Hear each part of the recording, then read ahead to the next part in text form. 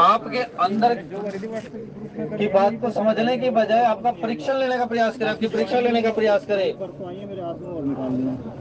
जब आपको उत्पेलित करने का प्रयास करे तो धीरे धीरे तो उस जैसे बनते चले जाओ एकदम, तो लेकिन एक दिन अपने स्वाभाविक स्वरूप में आ जाओ महाराज। तो सत जोजन कही आनन की ना, अति लघु रूप पूर्ण सुत लीना। 100 योजन तक का शरीर उसने फैलाया, मुख फैलाया, और उसके पश्चात अति लघु रूप पवन सुत लेना। हनुमान जी महाराज ने बहुत छोटा रूप धारण कर लिया। बदन पैठ पुनि बाहर आवा, मांगा विधाता ईश्वर नावा, और मोहि सुरंज ही लागी पठावा, बुद्धि बल मरम तोर मैं पावा। हनुमान जी महाराज मुख के अंदर घुसे, वापस आ गए। उसने यही तो कहा था, आज मुझे आहार दे दिया है। और आहार के विचार में क्या कहा गया? आहार शुद्धो विचार शुद्धो। जिसका आहार शुद्ध है उसका विचार शुद्ध है। आहार का भी नियम है, संध्या काले च संप्राप्ते चतुष्कर्माणि वर्जयेत। आहारम मैथुनम निद्राम स्वाध्यायम विशेषतः। संध्या काल में 4 काम नहीं करने चाहिए। इसमें पहला है आहार। जब संध्या काल हो जाए तो भोजन नहीं करना चाहिए। आजकल लोगों का भोजन ही 4:30 बजे के बाद होता है। तो संध्या काल में, किसी भी संध्या काल में भोजन नहीं करना चाहिए। आहारे जायते व्याधि, क्योंकि संध्या काल में किया हुआ भोजन व्याधि उत्पन्न करता है। इसलिए उन्होंने कहा, मैंने आहार मांगा था। सुरसा ने आहार ही तो कहा था कि देवताओं ने मुझे आहार दे दिया। हनुमान जी महाराज कहते तुम्हारा आहार बन गया हो, तो मुख में घुसे और आ गए। तो इसलिए कहा आहार शुद्धो विचार शुद्धो। जब आहार शुद्ध होगा, हनुमान जी महाराज तो पूर्णतः शुद्ध हैं, वही आहार बने, और वो शुद्ध आहार जब उसके मुख में गया तो उसकी मति भी शुद्ध हो गई भाई। फिर कह देती है, मोहि सुरंज ही लागी पठावा, बुद्धि बल मरम तोर मैं पावा। मुझे देवताओं ने जिस काम के लिए भेजा था, आज वो शुद्ध काम हो गया। राम काज सब करी हूं, तुम बल बुद्धि निदान, आशीष दे ही गई सो हर्षि चले। फिर कह देती कि जाओ ठीक है, मुझे देवताओं ने जिस काम के लिए भेजा था वो काम शुद्ध हुआ, अब तुम जाकर राम जी का काम करो। आशीर्वाद दिया, आशीर्वचन कहे, और जाकर हनुमान जी के काम के लिए आगे बढ़ा दिया, राम जी के काम के लिए। श्री राम जय राम जय जय राम, श्री राम जय राम जय जय राम। निश्चर ये कि सिंधु मोह रही, करी माया नभ के खग गही। एक निशाचरी जो समुद्र में रहती थी, करी माया नभ के खग गही। जो ऊपर उड़ने वाले पशु पक्षी, जो पक्षी होते थे या जो भी आकाशचारी जीव होते थे, उन सभी को करी माया नभ के खग कहीं। ऊपर आकाशचारी जीवों को वो माया कर कर पकड़ लेती थी। अब वो माया कैसी होती है? ज्योतिष शास्त्र कहता है कि व्यक्ति के 3 प्रकार के नाम होते हैं। जिसके साथ कोई, जिसको बंधन में बांधना होता है, उसका जो विशेष नाम होता है उसके द्वारा बांधा जाता है।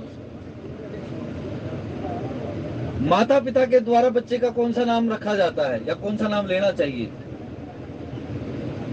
और शिक्षण स्थान में उसका कौन सा नाम होना चाहिए, ये 3 प्रकार के नाम होते हैं।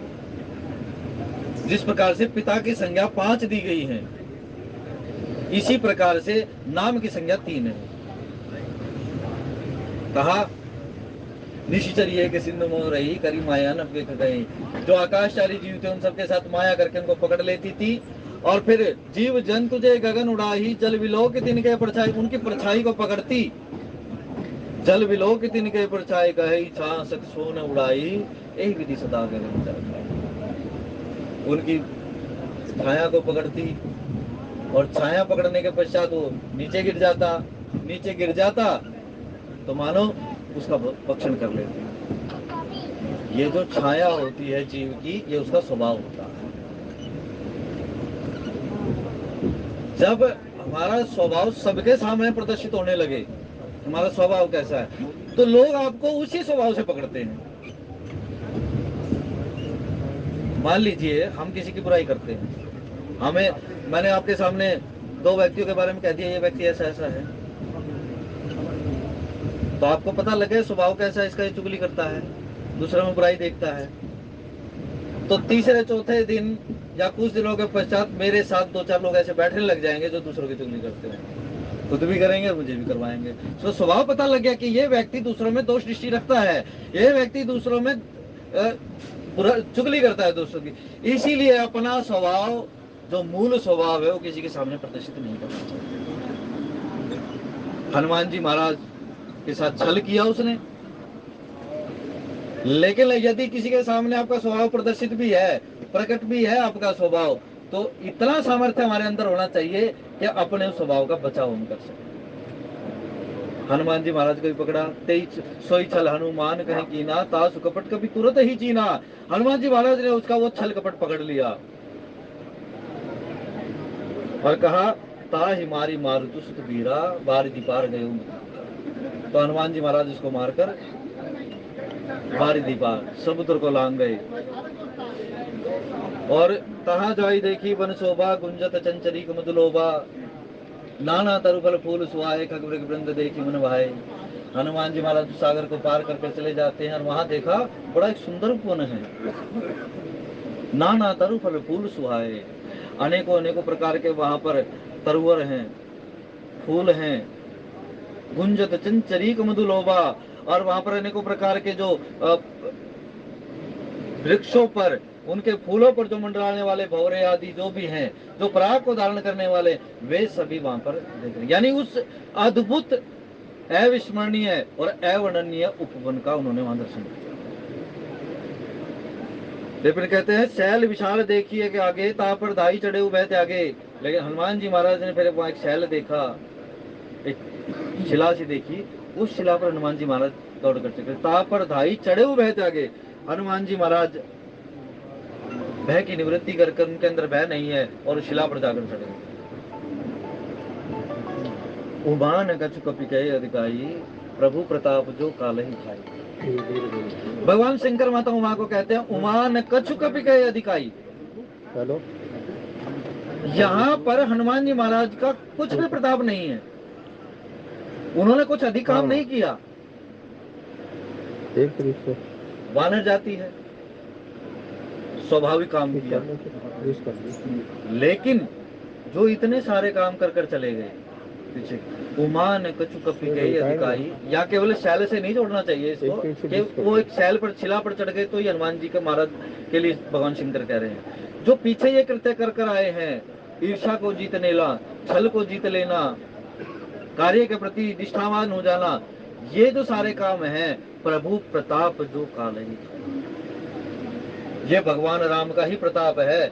भगवान की जिस पर कृपा हो जाती है वो सब पर, क्योंकि जिस पर कृपा राम करें, जिस पर कृपा राम जी कर देते हैं, वो पत्थर भीतर जाते हैं। तो यहाँ पर कहा कि प्रभु प्रताप जो काल ही खाई, ये भगवान का प्रताप ही है कि जो काल को भी जीव जीत लेता है। क्योंकि राम स्वयं कहते हैं, एक बार यदि युद्ध में हमारे सामने काल भी खड़ा हो जाए तो रघुवंशी उस काल के साथ भी लड़ जाने को तैयार होते हैं। कौशलेश सुत लक्ष्मण रामा, कालहु जीत सकहि सन रामा। कौशलपति नरेश दशरथ के ये दोनों पुत्र हैं जिसके नाम राम और लक्ष्मण हैं। कालहु जीत सकहि संग्रामा, एक बार तो रणांगन में ये काल के साथ भी लड़ जाए और काल को जीत भी लें। इसीलिए तो भगवान कहते हैं कि मेरा दास कहाने वाले को दूसरे किसी की आशा नहीं होती, लेकिन जो दूसरे की आशा करता है और मेरा दास भी कहता है, मुख पर तो राम राम है लेकिन विश्वास नहीं है राम पर। तुलसीदास जी कहते हैं विश्वास करी सब आस परि हरिदास जो तब हो ही रहे। जो विश्वास कर लेता है, जिसको केवल मेरी एकमात्र आस है, मेरा एक सहारा है, वो दूसरे किसी की आशा नहीं करता। जिसको दूसरे की आशा है फिर वो मेरा दास नहीं है। हनुमान जी महाराज कह देते ना, ये आपका दास है, इसी को आपने बुला दिया महाराज। पुनि प्रभु मोहि बिसारे दीन बंधु भगवान, एक मंद मोह बस टूटे हृदय का। संभव है झंझटों में मैं तुमको भूल जाऊं, हे नाथ कहीं तुम भी मुझको न भुला देना। तो महाराज कहते हैं मैं तो परिस्थितियों के वश होकर माया जनित, प्रकृति जनित गुणों के द्वारा मेरा शरीर उत्पन्न हुआ है, तो प्रकृति के गुणों से प्रभावित भी रहूंगा, समय समय पर यह प्रकृति मुझे अलग अलग गुणों में प्रतिष्ठित करती रहेगी, लेकिन महाराज आप तो उस प्रकृति के गुणों से ऊपर हो, तो आप तो मुझे कम से कम मेरी जो प्रतिष्ठा वहां गुणों में है, उस प्रतिष्ठा को उठाकर आप भी बना सकते हो। गुण बिना गुणों की बता सकते हो, गुणों से ऊपर उठा सकते हो ना मेरे को। तब वहां कहा प्रभु प्रताप जो काल ही खाई, ये भगवान का प्रताप है, ये भगवान की कृपा है जो काल को भी जीत लेता है। श्री राम जय जय राम, श्री राम जय जय राम, श्री राम जय जय राम, श्री राम जय राम। गिरी पर चढ़ी लंका ते ही देखी, कहीं न जाई अति दुर्ग विशेषी। हनुमान जी महाराज ने तब लंका को देखा, कहीं न जाई अति दुर्ग विशेषी। दुर्ग के 4 द्वार होते हैं, जैसे एक नगर के 4 द्वार होते हैं, एक राजा के 4 अंग होते हैं, उन 4 अंगों के भी 4 अंग होते हैं, इसीलिए उसको अक्षुणी सेना कहा जाता है। उसके अलग अलग नीति भी 4 होती है। तब उन्होंने कहा महाराज, हनुमान जी महाराज ने लंका को देखा, अति उतंग जल निधि जो उपासा, कनक कोट कर परम प्रकाश।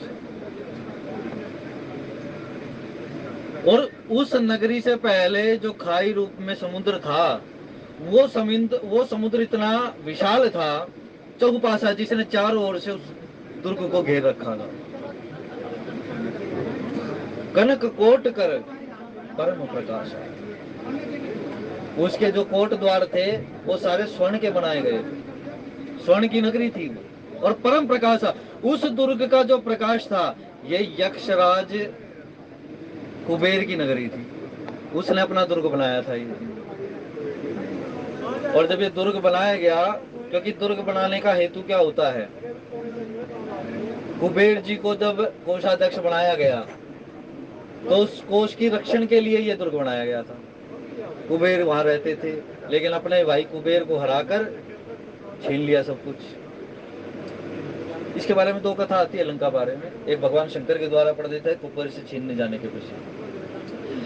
तो वो नगरी ऐसी थी, वो दुर्ग ऐसा था कि महाराज वो इतना प्रकाशित हो रहा था, कनक कोट कर परम प्रकाशा, जिसका प्रकाश परम प्रकाश दिख रहा था। इतनी जाज्वल्यमान, इतनी उद्दीप्त वो दुर्ग दिखाई दे रहा था। कनक कोट विचित्र मणिकृत सुंदरा यतना घना, चौहट हट सुबट विधि चारुपुर बहुविधि। कनक कोट विचित्र, जो उसके स्वर्ण द्वार बनाए गए थे, जैसे राम मंदिर में बनाए गए हैं, उन स्वर्ण द्वारों को मणियों से सुसज्जित किया गया। सुंदरा यतनागना, उनकी सुंदरता का वर्णन नहीं किया जा सकता, अत्यंत सुंदर थे। चौहट हट सुबट बीती, चारुपुर बहुविधि बना। उस नगरी को देखा तो उसमें जो बाजार थे, उसमें जो गलियां थी, चौहट हट भी सुबट अच्छी तरह बनाई गई थी। यानी जिसको कहते हैं एक नगर को बनाने का जो पूरा का पूरा नक्शा होता है, वो कितना सुंदर नक्शा था, उस नक्शे के अनुसार वो नगरी बनाई गई थी। वहां हनुमान जी महाराज ने उस नगरी को देखा कि कितने सुंदर नगर बनाया गया। चारुपुर बहुविधि बना, 4 जो द्वार थे, उसके प्रवेश द्वार थे, वो कितनी सुंदरता के साथ बनाए गए। जय राम जय राम जय जय राम, श्री राम जय जय राम। तो उस नगर को बड़ी सुंदरता के साथ बनाया गया था। गजबाजी खच्चर निकर पदचर रथ बरूथनी को गने, वहां जो रथ पर चलने वाले थे, पैदल चलने वाले थे आदि, वहां पशु पक्षियों को भी देखा। उस नगर की सारा का सारा अवलोकन हनुमान जी महाराज ने किया, उसका वर्णन नहीं किया जा सकता। प्रत्येक द्वार पर बड़े सुभट्ठों को देखा वहां उसके रक्षण करने के लिए।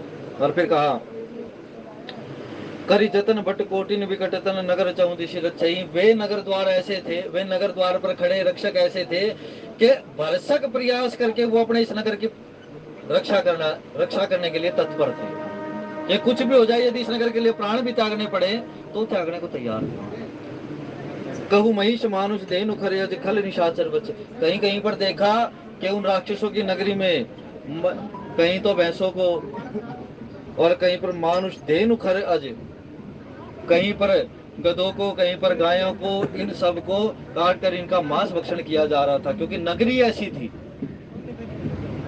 तो स्थान का भी बहुत विशेष महत्व होता है भाई।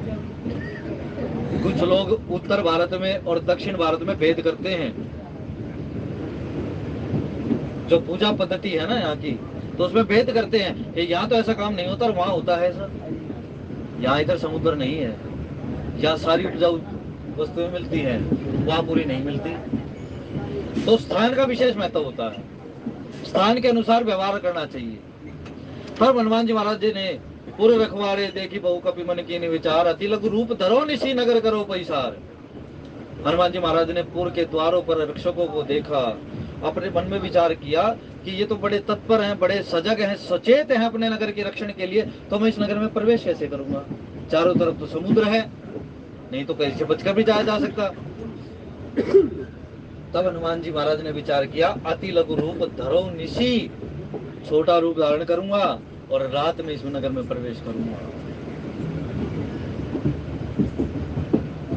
अब निशाचरों की नगरी है, निशाचर रात में ही ज्यादा सजग रहते हैं, और हनुमान जी महाराज कहते हैं उसी समय में इस नगर में प्रवेश करूंगा। कहते हैं जब लोहा गर्म हो तभी हथौड़ा मारना चाहिए। जो जितना ज्यादा अपने पद की शक्ति पे होगा वो कुछ ना कुछ चूक छोड़ देता है। जिस प्रकार से मरुत गणों की उत्पत्ति की कथा आती है, एक छोटा सा छिद्र देखा और इंद्र महाराज ने घर में प्रवेश कर उसके टुकड़े कर दिए। तो इसीलिए सावधानी सजगता रहनी चाहिए। मशक समान रूप कभी धरी लंके चली सुमेर न रही। मशक के समान यानी कि मच्छर कह लो, उस मच्छर के समान हनुमान, इतना छोटा सा रूप हनुमान जी महाराज ने धारण किया। मशक समान रूप कभी धरी लंके चली चले उस सुमेर नर हरि। नरों में श्रेष्ठ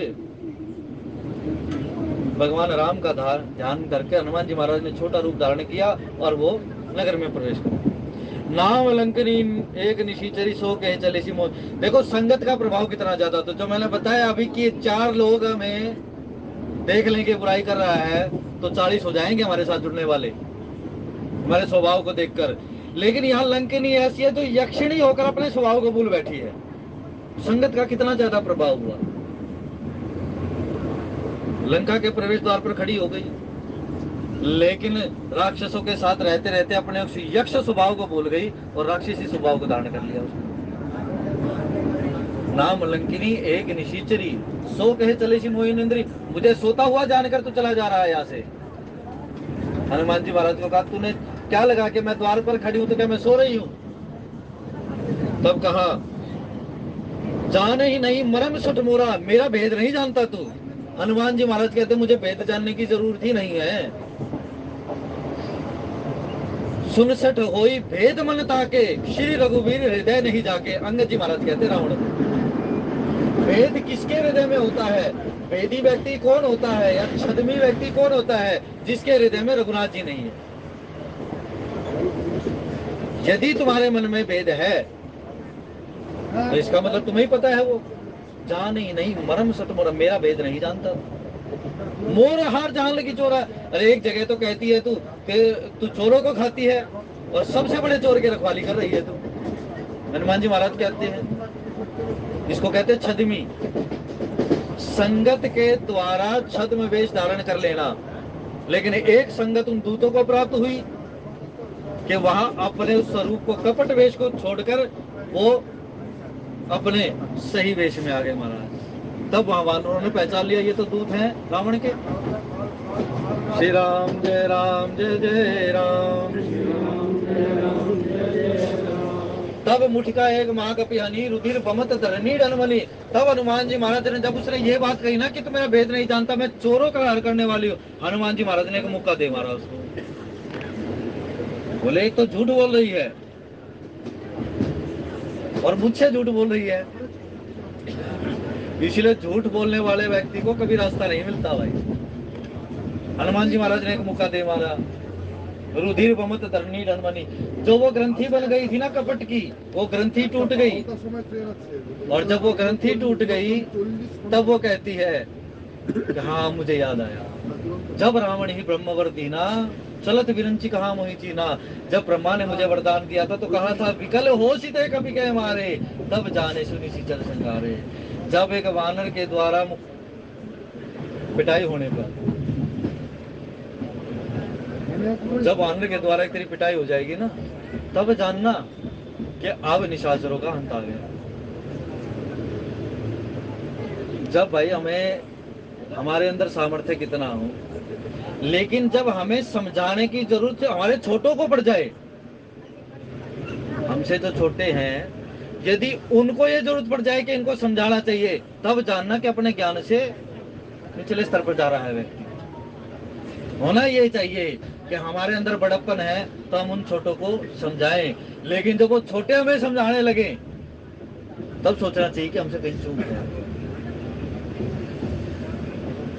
तो हनुमान जी महाराज ने अब उनको, उसने कहा कि जब रावण ही ब्रह्मवर दीना चलत विरंची कहा मोहि चीना, विकल हो सीते कपि के मारे, तब जाने सुनि सिचर संगारे।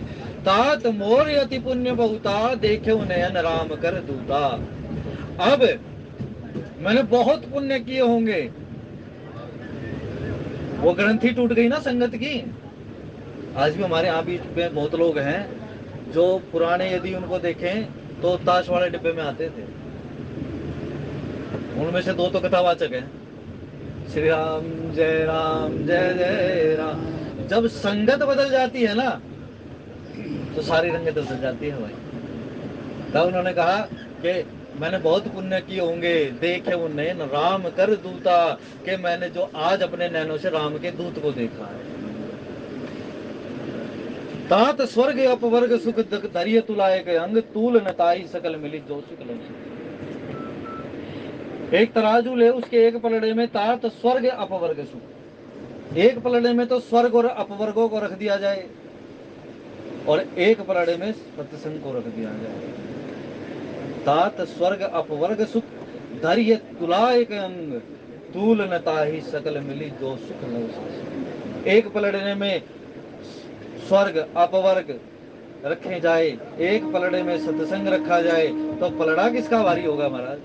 तूल नताही सकल मिली, उसका तोल नहीं मिल सकता, क्योंकि जो सत्संग का तोल होता है वो कभी स्वर्ग अपवर्गों का तोल नहीं हो सकता। सत्संग सदैव ही भारी पड़ेगा उस पर, क्योंकि काक हुई पिक बकऊ मराला। ये सत्संग ऐसी गंगा है, भूटानी जी यहाँ कहते हैं ना, ये सत्संग ऐसी गंगा है, पूरा मेरे को याद नहीं है, वो यहाँ 4-5 चिल्लाने बोलते हैं, मेरे को याद नहीं है वो, क्योंकि एक ही दिन आना होता है। लेकिन कहने का मतलब ये है, गोस्वामी जी पहले कह देते हैं, ये वो सरोवर है जो इसमें नहा लेता है, फिर महाराज उसका स्वरूप ही बदल जाता है। इसलिए सत्संग की महिमा नहीं कोई, इस सत्संग की महिमा जो है बहुत अधिक भारी है भाई। सत्संग की महिमा का पारावार नहीं पाया जा सकता। तब उसने कहा प्रविशी नगर की जय सब काजा, हृदय राखी कौशलपुर राजा। परम पूज्य राम भद्राचार्य जी महाराज ने एक चौपाई बताई थी ना, जब आप मार्ग पर चले जा रहे हो, चलत विमान कोलाहल होई, जय रघुवीर कहते सब। इस चौपाई को कहते हैं जब आप यात्रा में जा रहे हो तो पढ़ना चाहिए। यहाँ कह रही है प्रविशी नगर की जय सब काजा, इस नगर में प्रवेश करो, और जब इस नगर में प्रवेश करो तो प्रवेश कैसे करना? हृदय राखी कौशलपुर राजा।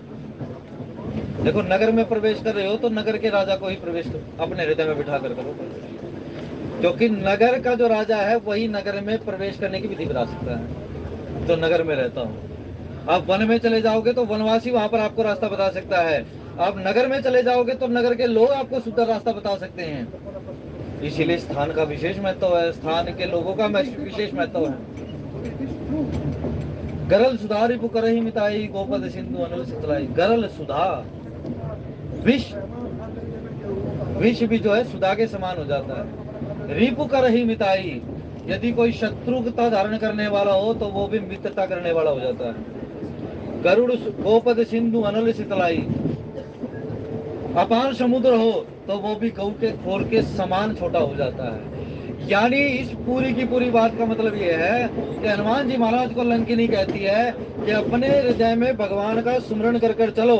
जब अपने हृदय में भगवान का सुमरण कर कर चलोगे तो जितनी भी विपरीत परिस्थितियां आएंगी उन सब से आप सहजता से ही पार हो जाओगे भाई। इसलिए कोई कठिनता नहीं आएगी। यदि कठिनता आई भी तो आपको उसको पार करने का सामर्थ्य प्राप्त हो जाएगा। भगवान के चिंतन का, भगवान के स्मरण का यही फल होता है। आज की कथा के भाव यहीं तक। भगवान शंकर, माँ पार्वती, हनुमान जी महाराज और सुखदेव महाराज के चरणों में समर्पित करते हुए बोले राजा रामचंद्र महाराज की जय।